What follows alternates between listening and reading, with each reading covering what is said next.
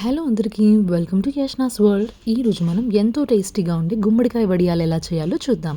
ముందుగా బూడిద గుమ్మడికాయ తీసుకోవాలి. బాగా ముదిరింది కాకుండా కొంచెం లేతగా ఉన్నది అయితే బాగుంటుంది.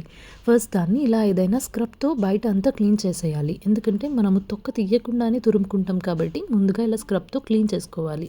చేశాక పెద్ద పెద్ద ముక్కలుగా కట్ చేయాలి. దాని లోపల ఉన్న గింజల్ని మాత్రం మనం ఏమీ తీసేయము, అలానే ఉంచేసే కట్ చేయాలి.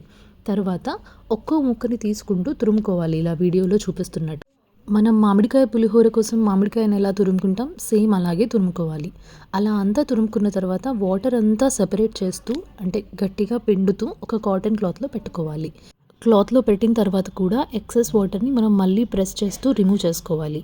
అలా కలెక్ట్ అయిన వాటర్ని మొత్తం మనం బెల్లం కలిపి కూడా మనము జ్యూస్ లాగా తాగేయచ్చు. యాక్చువల్లీ ఇది హెల్త్కి చాలా బెనిఫిషియల్. అలా వాటర్ సెపరేట్ చేశాక క్లాత్ పైన ఏదైనా బరువు పెట్టి నైట్ అంతా అలాగే వదిలేయాలి. ఇప్పుడు ఒక బౌల్ తీసుకొని మీడియం సైజ్ గ్లాస్ అంతా మినపప్పు నానబెట్టుకోవాలి. నీట్గా కడిగేసి నైట్ అంతా నానబెట్టాలి. మార్నింగ్ అదే మినపప్పులో వాటర్ తీసేసి కొంచెం మిరపకాయలు, కొంచెం అల్లం వేసి గ్రైండ్ చేసుకోవాలి. అలా గ్రైండ్ చేసిన పప్పు మిశ్రమాన్ని నైట్ మనం క్లాత్లో పెట్టిన గుమ్మడికాయ తురుముతో కలపాలి. ఇప్పుడు ఒక కవర్ పైన ఇలా చిన్న చిన్నగా ముద్దల్లాగా పెట్టుకోవాలి. అంతే. ఒక 2-3 డేస్ ఇలా ఎండలో చక్కగా డ్రై అయ్యాక ఫ్రై చేసుకోవడమే.